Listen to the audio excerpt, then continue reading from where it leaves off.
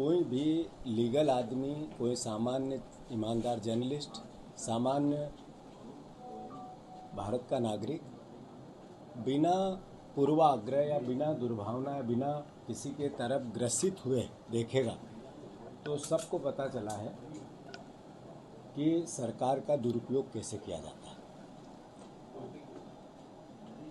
किसी भी प्रकार का कहीं दूर दूर तक लेना देना कल के केस से मेरे छोटे भाई का नहीं था। ये आज एक दिन की घटना नहीं हुई है। 15 तारीख के दिन मुझे एक नोटिस दिया कि आपको पेश होना है। किस दिन? जब मेरी साइकिल यात्रा में साइकिल पे रहूँगा भोपाल, साइक्लोथॉन। ये पहले दिन रिवेंज नहीं ले रही है सरकार। पहला मेरे भाइयों पर गलत तरीके से एफआईआर की जिसका आज तक चालान पेश नहीं हुआ। फिर मेरे पिताजी को, मुझे, मेरे परिवार को, हमारे आसपास के लोगों को नोटिस दिया इस बात का कि क्या आपने अवैध कॉलोनी काटी है। मुझे ये घर ये अवैध कॉलोनी में है, ये उनका कहना है। ये 15 साल पहले, 20 साल पहले के बीच में घर बना है। सारे नक्शे, सारे हर तरह की जो कंपाइल्स होती है, हर तरह का टैक्स भरा हुआ है। लोन है इस पे आज भी, बिना लीगल उसके बैंक लोन देती है।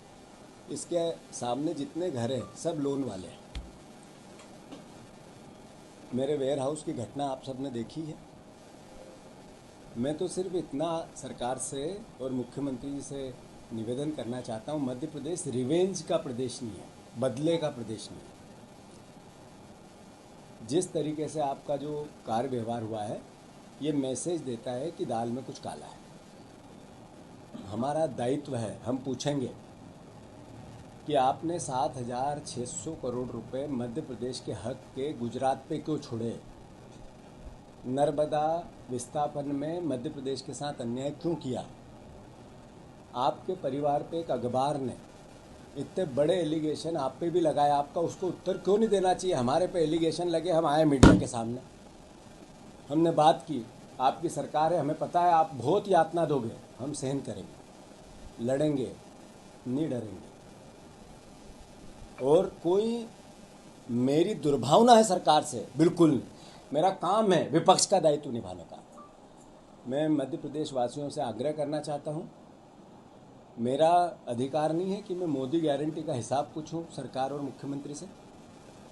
मेरा दायित्व नहीं है कि भ्रष्टाचार और करप्शन के सवाल पूछूं, जनता पीड़ित है, दुखी है। मेरा दायित्व नहीं है कि नर्मदा सरदार सरोवर में 7,600 करोड़ रुपए का हक मध्य प्रदेश का छोड़ दिया सरकार ने। कल ही मैंने बात की और 1 घंटे बाद ये सब पूरा घटनाक्रम रच दिया गया। क्या मेरा दायित्व नहीं है ये कि किसानों को खाद, किसानों की एमएसपी, किसान के बेटों की लड़ाई में नहीं लड़ूं? बहुत सी बातें हैं, समय समय पे करेंगे।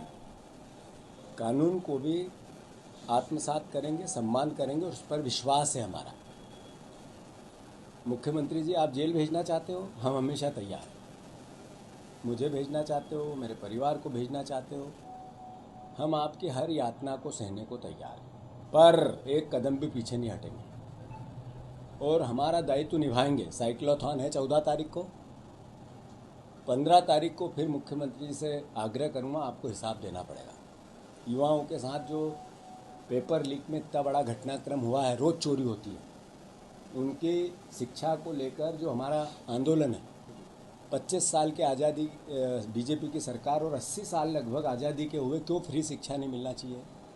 एजुकेशन में एक जैसे एजुकेशन का हक नहीं लोगों का, ये डिमांड है हमारी यात्रा की। सेव शिक्षा, सुरक्षित शिक्षा करेंगे और भ्रष्टाचार के खिलाफ हिसाब पूछेंगे। इसके साथ साथ जो जो कार्यक्रम मैंने अनाउंस किए हैं वो सब करेंगे।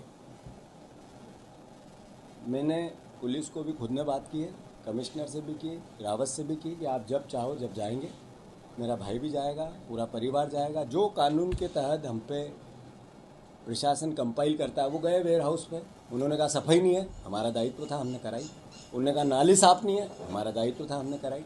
उन्होंने जो भी फायर सेफ्टी में थे वो देखे नहीं उनने, पर उनको भी व्यवस्थित रखा कि सरकार का अगर, और मैंने वेयर हाउस उनको किराए पर नहीं दिया, अधिग्रहण किया मेरा वेयर हाउस। फिर भी सरकार ने जो बोला हमने कानून के तहत एक्सेप्ट किया।